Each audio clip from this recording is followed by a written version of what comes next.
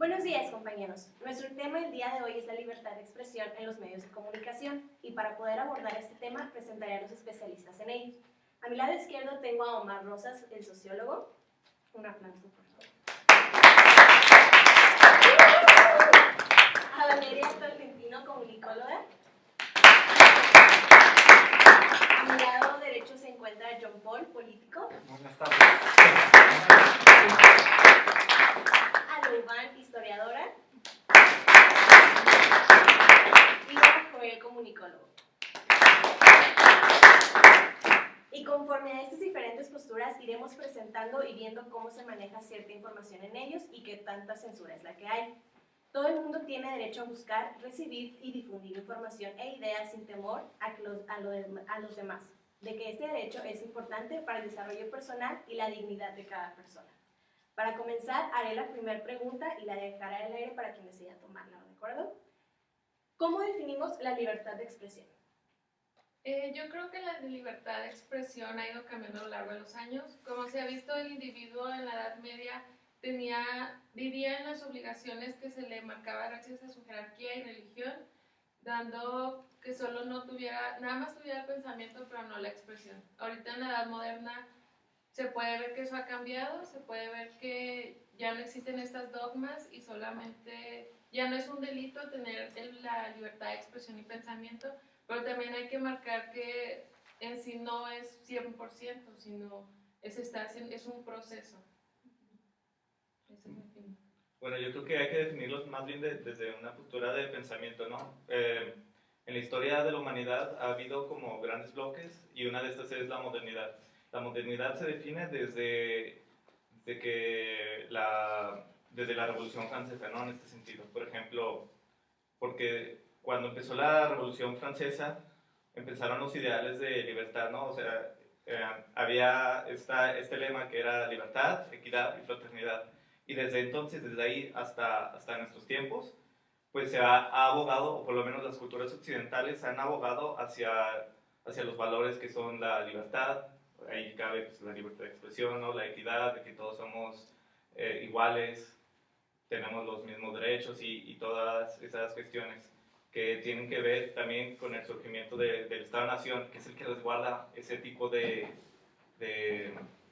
valores, ¿no? Y como tú lo decías, pues el Estado-Nación ya no son reyes o no son monarcas, bueno, exceptuando algunos países, pero en este conglomerado se puede decir que históricamente y desde la historia del pensamiento, en la Revolución Francesa por acá es la cúspide de la libertad, ¿no? Bueno, también para definir la libertad de expresión es importante entenderlo como un derecho fundamental. El artículo 19 de la Declaración Universal de los Derechos Humanos establece el derecho a la libertad de expresión como un derecho humano fundamental. En 1948, precisamente, Norberto Bobbio hizo un consenso de lo que era un derecho fundamental y lo que era la libertad de expresión. En ese entonces, en los años 50, se llegó a un acuerdo de esta definición. Sin embargo, a lo largo de los años ha surgido una tergiversación, es decir, un cambio, una transformación en la percepción que tenemos de este concepto. Precisamente como decían mis dos compañeros, solo desde el punto de vista histórico podemos disponer de elementos conceptuales que nos permiten construir una teoría filosófica de los derechos fundamentales que a la vez nos llevan a la construcción del concepto de libertad de expresión. A mí me parece muy interesante cómo en su libro Los orígenes doctrinales de la libertad de expresión, Francisco Azzoategui usa una palabra muy peculiar para definir la libertad de expresión, para referirse a ella. Parresia es una palabra del Antiguo Testamento que Michael Foucault recupera para definirla como la autocrítica y la veracidad de la libertad de la palabra dicha. Es decir, parresia significa la libertad de hablar, o el hablar libremente, pero enfocado hacia la verdad, que es la primera definición que se hace en los años 50 de libertad de expresión. Decir una opinión con autocrítica y veracidad, no solo decir una opinión. En el aspecto político tenemos la libertad de expresión como un derecho evolutivo universal.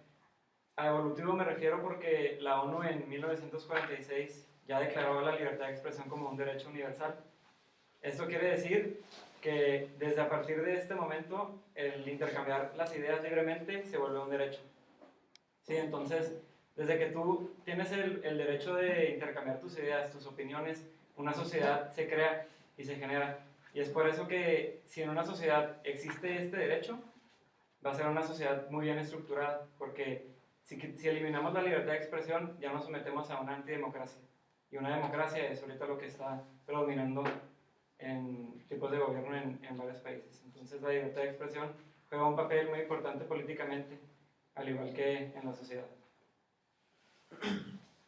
Bueno, pues la libertad de expresión yo creo implica un derecho a la información, ¿no? Porque si lo vemos desde el punto de vista histórico, pues es cierto que la libertad de expresión como ley, como concepción jurídica, pues nace a partir de la Declaración de los Derechos Humanos, ¿no? En 1948. Pero yo pienso que si queremos comprender la libertad de expresión, tenemos que verla también desde un punto de vista biológico. ¿Qué me refiero a esto? Me refiero a que si no comprendemos de dónde viene la libertad de expresión, si no comprendemos qué es la expresión y qué somos como seres humanos, entonces nunca vamos a estar de acuerdo a si es un derecho fundamental o si es nada más una invención de las leyes. Los seres humanos, pues somos animales, ¿no? Somos animales, pero más evolucionados. Tenemos la capacidad de tener procesos cognitivos, de pensar y de comunicar lo que pensamos. Entonces, como estos seres superiores a los animales, podemos entablar conversaciones, podemos llegar a acuerdos, a consensos, y nada de esto existiría si no existiera la tolerancia, ¿no? La tolerancia es como que base para poder llegar a las conclusiones, para poder llegar a un acuerdo. Y la libertad de expresión implica eso, ¿no? La libertad de poder hablar y de comunicar lo que pensamos y lo que queremos sin el miedo a las consecuencias, sin el miedo a que llegue alguien y nos golpee o nos mate por pensarla de la forma en la que pensamos.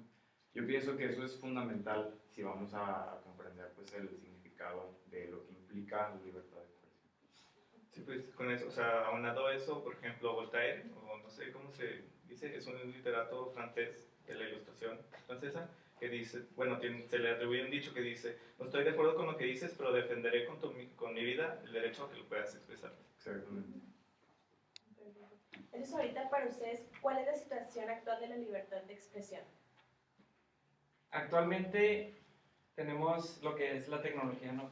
La globalización, donde ya cualquier persona con acceso a medios digitales se puede meter a Facebook, a Twitter, entre más redes sociales y puede expresarse libremente de cualquier tema, ¿sí?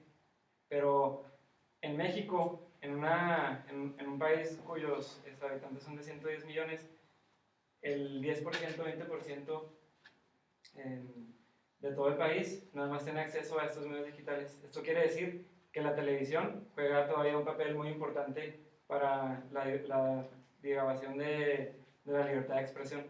Entonces, hoy en día, la situación actual, políticamente hablando, yo creo que los políticos se basan mucho todavía en la televisión y en las formas de comunicación para expresar la libertad de expresión. Yo coincido un poquito con la visión de Jean Paul. La libertad de expresión es un concepto que está siempre de moda, sobre todo en las sociedades democráticas. Pero si entendemos democracia como un tipo ideal, entonces la libertad de expresión se convierte en un derecho paradigmático y es un instrumento del ciudadano para controlar y censurar el poder. Esto en la visión más idealista de lo que es una democracia donde el poder es del pueblo. Entonces es un poder ciudadano que afecta directamente a la situación política de su país. Sin embargo, está estrechamente también conectado con la dignidad humana. Lo vemos como una necesidad. Para entender la situación actual de la libertad de expresión lo deberíamos abordar desde los tres contextos generales: el contexto mundial, el contexto nacional y el contexto local. En casos recientes, para entender esta situación, podemos posicionar el reciente caso que posiblemente todos conocemos de Charlie Hebdo, la revista francesa. Ese es el mejor ejemplo de cómo la violencia es consecuencia de la libertad ilustrativa de este tipo de medios, de los nuevos medios. Y pues también viene, para verlo desde el contexto mundial, no podemos evitar mencionar lo que dijo nuestro compañero. Las redes sociales están estrechamente relacionadas con la globalización y consecuentemente relacionadas con la libertad de expresión. Son el principal medio a nivel mundial para legitimizar este derecho. En el contexto nacional es muy interesante la situación porque en la última década 18 periodistas han desaparecido en nuestro país, lo cual nos habla de la situación de libertad de expresión en México. Y también en la última década, en los últimos 3 años, 31 periodistas han sido asesinados en todo el país. Esto ha generado diversas protestas por parte de los grupos periodistas, de los periódicos independientes, y es muy interesante ver, ¿no?, cómo en ese momento en el que se trata de limitar la libertad de expresión, de cortarla de manera tan violenta, se genera un grito para pedir más libertad, que son las protestas. Y pues en el contexto local, específicamente en Ciudad Juárez, hemos sido testigos de la mutilación de opiniones en la televisión abierta, sobre todo en la televisión local, en cuanto a los casos que se nos limita la información o deja de aparecer repentinamente. Vemos un caso en las noticias y al siguiente día ya no sabemos cuál fue la continuación del caso, por conflictos, por encuentro de conflictos de interés políticamente, económicamente, en cuanto a los dictámenes locales, a la gobernatura. Entonces, lo que trato de decir es que en los 3 contextos podemos ver cómo actualmente libertad de expresión está estrechamente ligado con un concepto de violencia, que a lo mejor debería preocuparnos un poquito en cuanto a la tergiversación que ha tenido este concepto en un mundo contemporáneo. Es como lo que mencionaba antes de que es un proceso, es decir, de que solamente todos los individuos tienen la libertad de pensamiento, pero la expresión siempre trae consecuencias. Siempre va a traer, siempre que digas algo va a traer consecuencias, y creo que en los medios te va hacia 2 caminos, que es el miedo. Siempre la libertad, cuando tú dices una nota, va a traer consecuencias, como acabas de decir, luego de las matanzas de los reporteros, los secuestros, amenazas, y el medio siempre va ligado a política, religión, y todo lo que tenga que ver con su ideología es lo que se va a publicar. Entonces yo siempre he dicho que nada más tenemos libertad de pensamiento, pero no de expresión totalmente. Creo que esto habla volúmenes sobre nuestro sistema, sobre el miedo que los que gobiernan tienen a la libertad de la información. Y yo pienso que la censura no es algo que sea correcto. Si bien lo idealizamos un poquito y decimos que todos tenemos el derecho de expresarnos libremente, pues la verdad es que en la época en la que vivimos no es algo tangible, no es algo posible expresarse libremente sin esperar consecuencias. Por ejemplo, eso que mencionaba Valeria de Charlie Hebdo, de los periodistas, pues habla mucho del sistema, ¿no? Porque los políticos obviamente no van a renunciar al poder así nada más, y van a hacer lo que puedan y lo que les cueste para conservarse en ese lugar. Y es uno de los principales problemas que enfrenta nuestra sociedad, y es uno de los enemigos más grandes, pues, del derecho a la información y la libertad de expresión y todo lo que eso implica. Por ejemplo, la censura, pues, es una herramienta de aquellos que tienen una agenda que promover, o es una herramienta de las ideologías dogmáticas. La censura no sirve de nada más que para privar la información a aquellos a quienes se supone que lleguen, ¿no? Y puede ser usada de diferentes maneras para indoctrinar a alguien o para avanzar cierta agenda política o social. Entonces, lo ideal sería, pues, ser libres de comunicar la información como se tiene, ¿no? Si se tiene un pensamiento, si se tiene una idea, lo ideal sería, pues, poder comunicarla tal y como exista, tal y como se cree. Y pues no importa si es erróneo, no importa si la gente está en desacuerdo con ello, pero es algo fundamental poder ser libres de expresar todo lo que pensamos y todo lo que sentimos. Políticamente creo que se ha perdido un poco el significado de la libertad de expresión. En la situación actual no tenemos en cuenta que a veces la violencia o el expresarte inapropiadamente sobre un tema que desconoces o que simplemente tienes ganas de hablar, eso genera mucho desacuerdo entre políticos, entre gobernadores que están en el poder. Y al poder me refiero porque ellos tienen al fin la última palabra, ¿no? De decir se genera o qué se censura. Entonces yo creo que la libertad de expresión a lo largo de los años se ha perdido un poco de lo que es el significado, ¿no? Yo creo que si atacas ya violentamente o hasta de una forma graciosa algo que pues no, para ti no es algo que importe y para otra persona sí, yo creo que el derecho ahí ya se pierde, ¿no? Porque ya estás entrando en zonas donde a otra persona se siente como afectada de lo que estás diciendo en tu opinión o tu comentario. Entonces, yo creo que hoy en día tenemos que cuidar mucho la libertad de expresión, sí la tenemos, siempre y cuando sea un comentario que no dañe a terceros, ¿no? Entonces, en este caso, yo creo que en la sociedad actual se ha perdido un poquito así el factor de la violencia y del humor. Que últimamente vemos, por ejemplo, en los comentarios que se ven en Facebook o en YouTube, hay mucho suicidio causa esto porque son comentarios muy inhumanos, ¿no?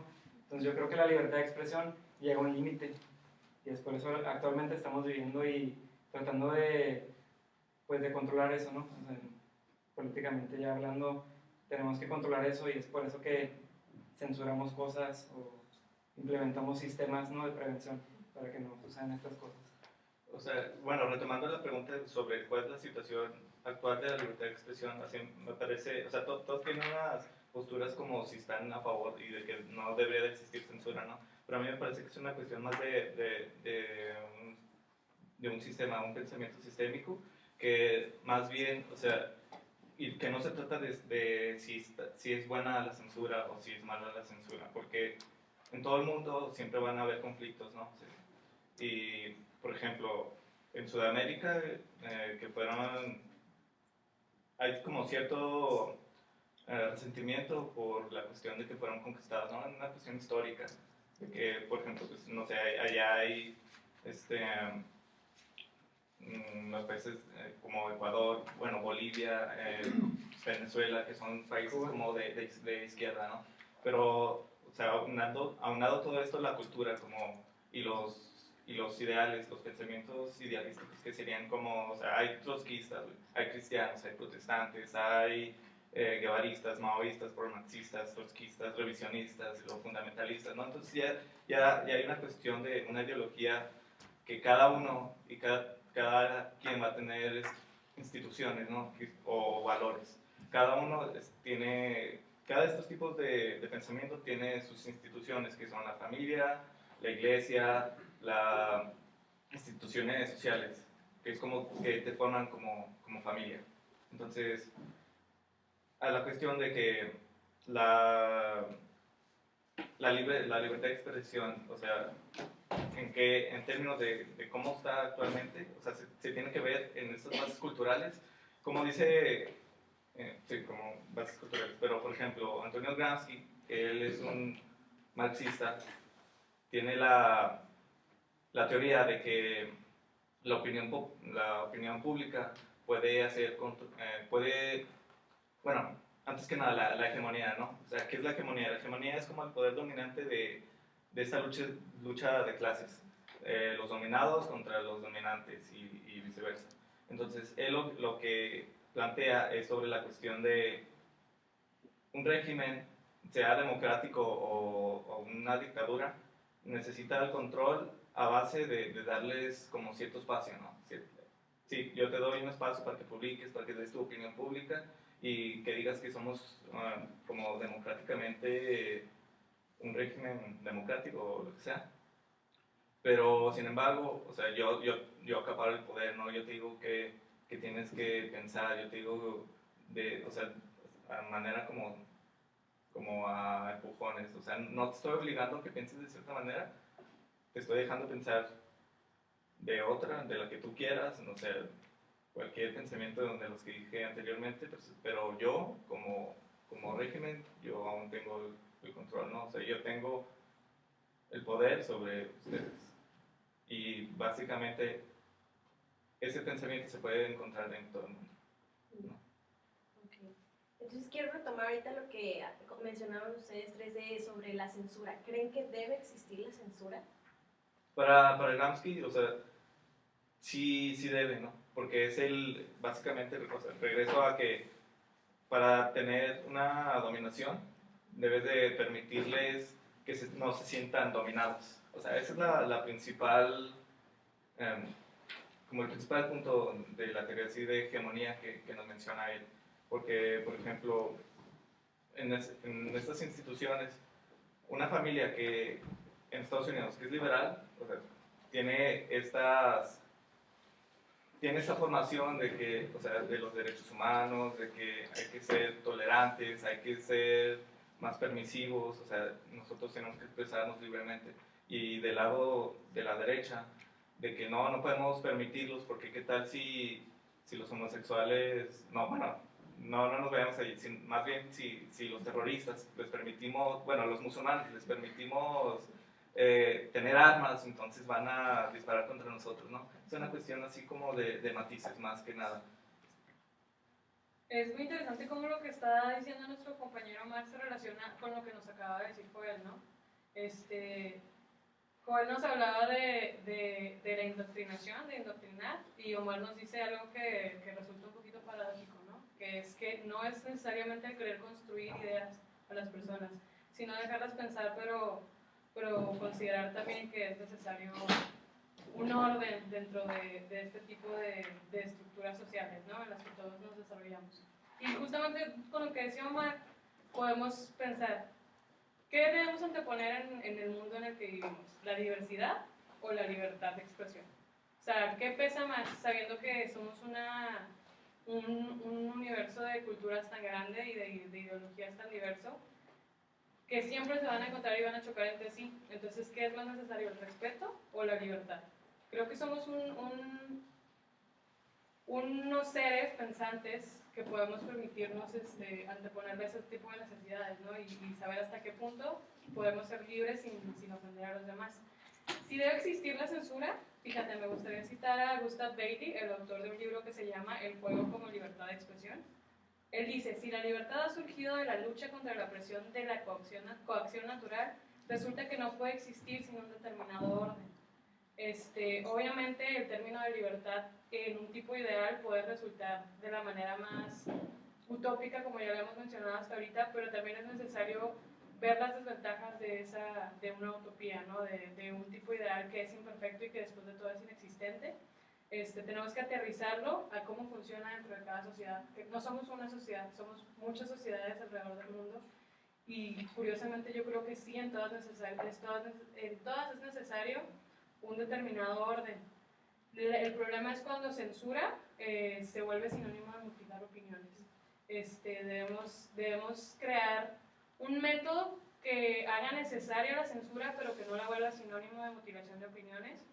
Es decir, que sabemos que podemos decir cosas, que somos libres de expresarlo, pero también que seamos conscientes de qué manera decirlas. Yo creo que la censura políticamente debe existir sin duda alguna. Yo como quiero ser un político y gobernar al país, definitivamente yo estoy a favor de la censura, ya que en México solamente 2 monopolios están constituidos, 2 televisoras grandes, no puedo decir nombres, pero es lo que imaginarán. Y son estas las que deciden, ¿no? El control de qué material dar, de qué material dar a la gente, y como mencionaba anteriormente, solamente un 10% tiene el acceso a los medios digitales, que es ahí donde puedes encontrar una gama de diversidad de opiniones diferentes de cualquier tema. Pero el otro porcentaje restante cree todavía lo que ve en la televisión, y es por eso que todavía políticos como yo le apostamos bastante a estas televisoras, ¿no? A difundir información, a que nos apoyen, y es entonces por ahí por donde nos guiamos nosotros. Entonces definitivamente la censura juega un papel muy importante en el aspecto político, porque pues, de ahí nos basamos, ¿no? De ahí controlamos, como quien dice, a las personas que sintonizan estas televisoras. Ok, ¿te puedo hacer una pregunta, por? Claro que sí. Como no sé si recuerdas, mencioné en un inicio, cuando conceptualizábamos el término, la libertad de expresión como el poder ciudadano. Entonces, ¿tú crees que la censura es el poder de los que están en la clase política? Pues déjame te digo que se supone que representan a los sí. ciudadanos. Sí, en México lamentablemente nosotros estamos al poder, sí. Entonces, por ende, tenemos el poder ese de tomar en cuenta y que se va a pasar por la televisión o no. Sí, entonces es un derecho, sí, fundamental. Pero en un país que solo el 10% tiene acceso a los medios digitales, nuevamente retomando, el otro porcentaje, perdón, depende de nosotros totalmente, de nuestras televisoras. Entonces. Pero es que mira, si utilizamos la censura como un método para alcanzar una civilización estable, una sociedad estable, yo pienso que es justificable, ¿no? Pero si utilizamos la censura para avanzar una causa política o para avanzar una ideología, ¿tú crees que sea correcto? ¿Tú crees que sea lo ideal utilizar la censura de esa manera? Moralmente, éticamente, veo un punto que es incorrecto, pero yo como político del país, nada más veo mi propio beneficio y de mi partido.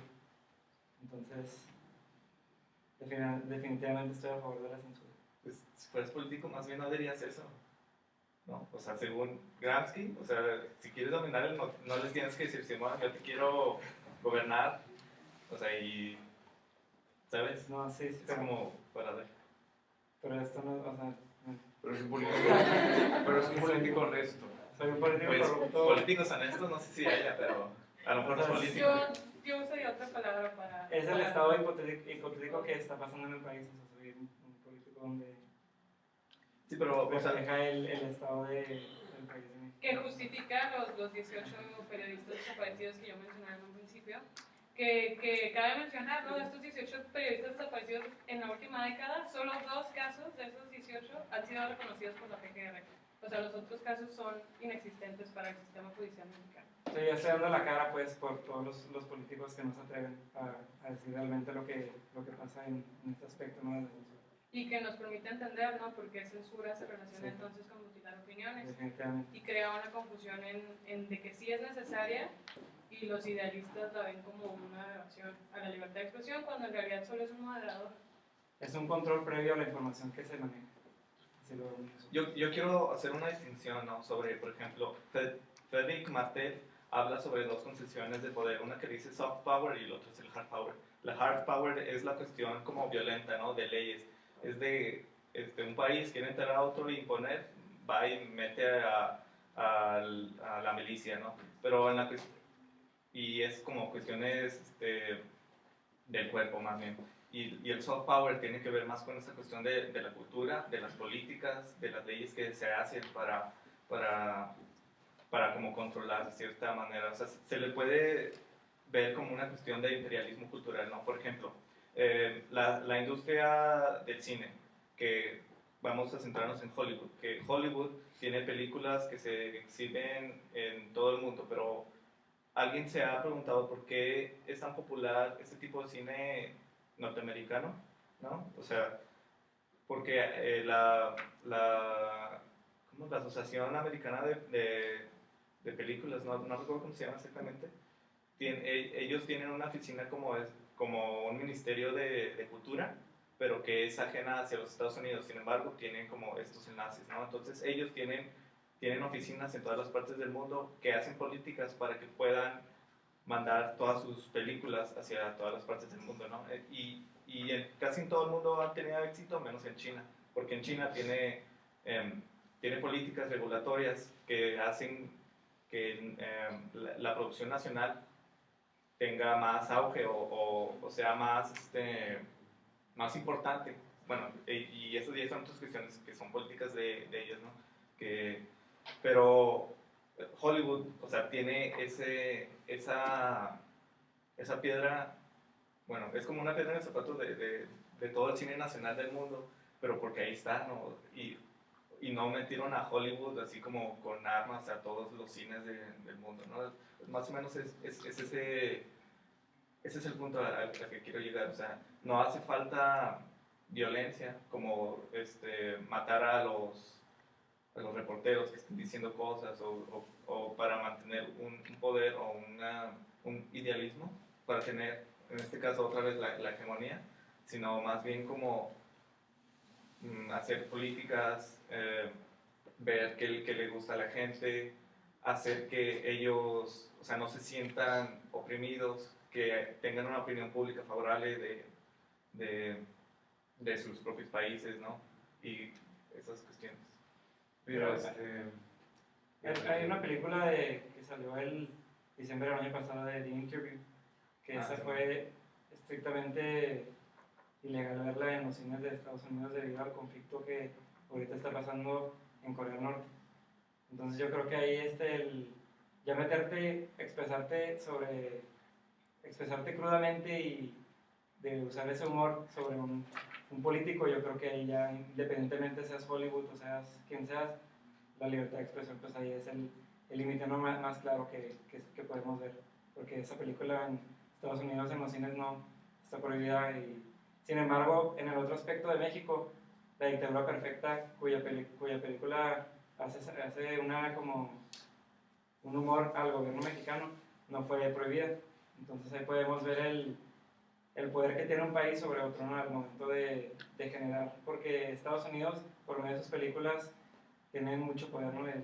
El manejo de los productos, el manejo de la información que se ve en las películas es muy grande. Entonces podemos ver que si se usa de ese modo puede ser algo donde ya se ha afectado países, no solamente pues, Estados Unidos, ¿no? O sea, hasta aquí el juego de Corea del Norte.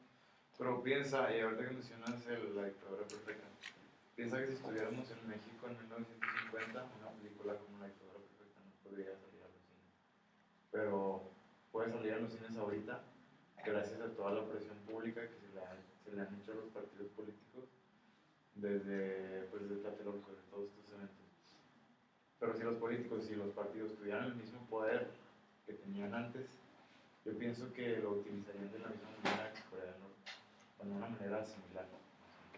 Y ahorita que mencionas el cine, pues no solo sirve la censura como estrategia política, sino también como una manera de infantilización de los trabajos de los artistas serios. Por ejemplo, Alfonso Cuarón, lo conocemos de películas como Gravity, ¿no? Children of Men. Cuando sacó Y tu mamá también, en el año 2001, la prensa, bueno, las distribuidoras querían censurar la película por su contenido sexual, pero eso es ridículo porque la película no funciona sin ese contenido sexual, no es gratuito, o sea, todo tiene un propósito, artísticamente hablando, pues. Y eso se me hace una niñada, o sea, es una niñada, porque siendo un artista serio y si tienes algo que decir, deberías tener el derecho a decirlo sin que los demás estén tachando tu trabajo de ridículo, infantil y que le quieran mutilar cosas. Y yo pienso que todo eso se debe al estigma y a los tabús que tenemos sobre ciertos temas que no podemos tocar libremente. Y pues cuando mencionamos esto me vienen a la mente las palabras de Alan Watts, y perdón si me voy un poquito al lado filosófico e idealista, pero Alan Watts decía que el mundo perfecto, el mundo ideal, sería donde nadie tuviera que estar luchando por tener el poder y que todos respetaran las opiniones de cada quien. Obviamente pues esto suena demasiado utópico, sobre todo si lo vemos desde el punto de vista de la actualidad en la que vivimos. Pero él dice que precisamente todos los problemas del mundo se dan por eso, se dan porque todos tenemos la necesidad de controlar, de tratar de arreglar las cosas, de tratar de poner un orden. Y no nos damos cuenta de que si no tuviéramos sensibilidades que lastimar, en primer lugar, probablemente no habría necesidad de censurar las cosas, porque censuramos las cosas por miedo a que los demás se ofendan, por miedo a que los demás se lastimen. Pero yo pienso que esas mismas personas pues tienen el derecho de ignorar todo lo que no les guste y todo lo que no estén de acuerdo. Precisamente por eso la libertad de expresión deja de ser expresión cuando se convierte en otra cosa, cuando se convierte en un ataque personal, cuando se convierte en un ataque físico. Entonces la libertad de expresión pues deja de ser expresión y se convierte en otra cosa, ¿no? Y precisamente ahí es donde se forma la línea entre lo que es correcto y lo que no es correcto. En un nivel ético. Ok, entonces ahorita como lo mencionaba Joy, que lo mencionas tú, para cerrar me gustaría hacer una pregunta de si hay límites o cuáles son los límites de la libertad de expresión. Bueno, Michel Foucault en su libro Vigilar y Castigar menciona un sistema como de autodisciplina, ¿no? Que dependiendo del, lo voy a resumir como a grandes rasgos, dependiendo de los valores, en este caso son las instituciones sociales en las que estamos regulados, uno se va a autocensurar para no ofender a los que él cree cercanos, ¿no? Por ejemplo, en la metáfora es una prisión que se llama panóptico. Entonces, todos los prisioneros están como en un círculo y hay un guardia en el centro que los puede ver a todos, ¿no? Pero los prisioneros no pueden ver al guardia. Entonces, ellos están como si no tuvieran vigilancia. Ellos tienen la opción de no cumplir con sus tareas encomendadas o de hacerlo así infinitamente, ¿no? Ellos están como autorregulando, ¿no? En ese sentido, la libertad, los límites de la libertad de expresión serían tú como persona, o sea, hacia dónde quieres, hasta hacia dónde quieres llegar, porque pues obviamente aquí ya hay mucho de dónde agarrarse, o sea, es una cuestión de tolerancia, de valores éticos, morales, ideales, pero básicamente es el nuevo orden de las cosas, por decirlo de esa manera. Sí, inclusive se han abierto espacios, ¿no? Hace 10 años no se imaginaba nunca que en la televisión, en el radio, pudiéramos escuchar esos programas que hace 20 años hubieran sido totalmente censurados por políticos, ¿no? Y es ahí donde entra la cuestión del pueblo. Entonces el pueblo o la sociedad demanda algo en su totalidad, entonces es ahí cuando se cree este nuevo como panorama de información que se puede dar o se puede utilizar. Sí, por ejemplo, estos programas de radio que hablan de sexualidad, de tatuajes, programas de televisión, ya son libremente programados, ¿no? Entonces esto quiere decir que es una constante evolución de lo que la sociedad demanda, ¿no? De lo que ya es bien visto o mal visto. El límite está en que hay un porcentaje de personas donde ya no, o sea, ven muchas cosas que todo el porcentaje restante no está preparado todavía. Entonces, si cruza esa pequeña línea, donde ya la falta de respeto es cometida y la falta como de moral, es ahí donde ya es los límites, ¿no? De la libertad de expresión. Pero hemos avanzado radicalmente bastante en programas que ya se sintonizan, ¿no? Entonces yo creo que va hacia un buen lado estos límites de la libertad de expresión. Bueno, yo relacionando un poco lo que han dicho mis compañeros hasta ahorita, me parece curioso, ¿no? Cómo Joel nos deja claro cómo se puede idealizar el concepto de libertad. Pero asimismo, cómo tampoco no nos da, en base a lo que nos ha dicho Omar, muchas veces esas personas, este grupo de pensadores que tienen idealizado ese concepto, no se dan cuenta, o sí lo perciben, pero otras personas no, que la censura y los límites siempre se le han puesto a la libertad de expresión de cierta manera. La cosa es que cuando se hace obvio esa censura, es cuando sí protestamos en contra de ello, pero en realidad siempre ha existido un límite y siempre hemos estado de acuerdo con esos límites porque se han vuelto una convención social que aceptamos sin darnos cuenta. Siempre ha habido como censura para cierto tipo de cosas, para que sean socialmente aceptables, y eso es lo que ha dejado funcionar cierto tipo de prácticas. Por ejemplo, a mí me gustaría poner como ejemplo las palabras que dijo el Papa Francisco respecto al caso que ya mencionamos durante toda la sesión, ¿no? El caso de la revista francesa de Charlie Hebdo. El Papa mencionó que el límite de la libertad de expresión, que él cree en la libertad de expresión, pero que si alguien dice algo a su madre le da un golpe en la cara, ¿no? Entonces aquí cuando vemos lo necesario que es que la tolerancia se convierta en el límite de la libertad de expresión. Perdóname, pero yo no estoy de acuerdo con las palabras de Papa Francisco, pero tengo una razón para ello. Yo pienso que si queremos progresar como humanidad de una manera científica, tenemos que dejar de ser tan sensibles a la crítica, tenemos que dejar de sentirnos insultados por todo, ¿sí me explico? Porque si seguimos siendo tan emocionales, tan sentimentales al respecto, y no podemos ver todas las formas en las que podríamos cooperar y trabajar juntos para construir un mejor futuro, vamos a estarnos matando y golpeándonos y teniendo rivalidades que no significan absolutamente nada. Y ese tiempo lo podríamos utilizar, todos esos recursos, toda esa energía la podríamos utilizar para llegar a un consenso global, a un consenso mundial, incluso de lo que la humanidad podría ser en un futuro. Pues es muy curioso que hables de dejar de lado ese tipo de sentimientos, porque lo que nos denotas de tus opiniones respecto a la libertad y de los pensadores que nos presentas abogan precisamente a la libertad como un idealismo, o sea, y está lleno de sentimentalismo su concepto de libertad. No, sí, pero... Y es precisamente lo que no ha dejado que funcione, porque es el extremo opuesto a lo que la gente que cree totalmente en la censura, y los dos son extremos, son límites, están de un lado totalmente opuesto, y tenemos que encontrar como que esta parte intermedia que nos permita funcionar. A lo que me refiero es que si siempre reaccionáramos de esa manera ante las críticas, no podríamos progresar en absolutamente nada. Tenemos que aprender a ignorar. Así como la gente tiene el derecho de mentarnos la madre, también tenemos el derecho de ignorar. Creo que el límite de la libertad de expresión primero se la pone la humanidad, el individuo. Al simple hecho de que tú dices una opinión y alguien no la acepta y ya te está cerrando esa barrera de expresión.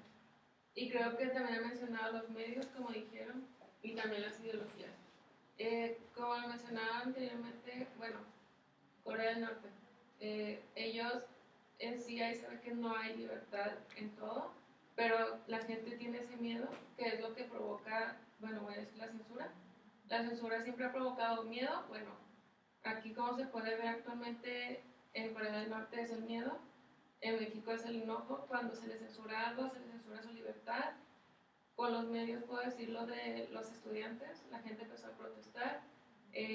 México lo que hizo, los medios, lo digo porque es una relación política y medios, de que al momento de querer censurar y que quitar esa libertad de expresión, de que todo el mundo lo supiera, ellos empezaron a hacer amenazas tratando de controlar eso con miedo, pero no les funcionó, entonces fue el enojo. Entonces creo que siempre la libertad de expresión va, primero es el individuo y luego ya los medios en los que se desarrolla, y siempre esto va a llevar a dos, o sea, es el miedo o el enojo, pero hay que ver que quizás en un futuro esto pueda cambiar, ya que se ha visto en los últimos años que la gente ha estado cambiando este pensamiento, esta ideología de lo que es libertad de expresión.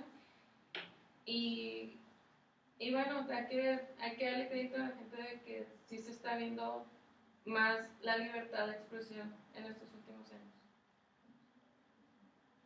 No sé si alguien más quiere comentar algo. Bueno, entonces muchas gracias por habernos compartido su información, y para terminar me gustaría decir que la libertad de expresión es un derecho ciudadano, de acuerdo con todo lo que estábamos hablando y ustedes mencionaban, y que debe seguir existiendo y ser respetada, pero para ello también se debe tener un conocimiento para que pueda ser ejecutado y saber defenderlo. Así que muchas gracias por su tiempo y cerramos con esto. Gracias.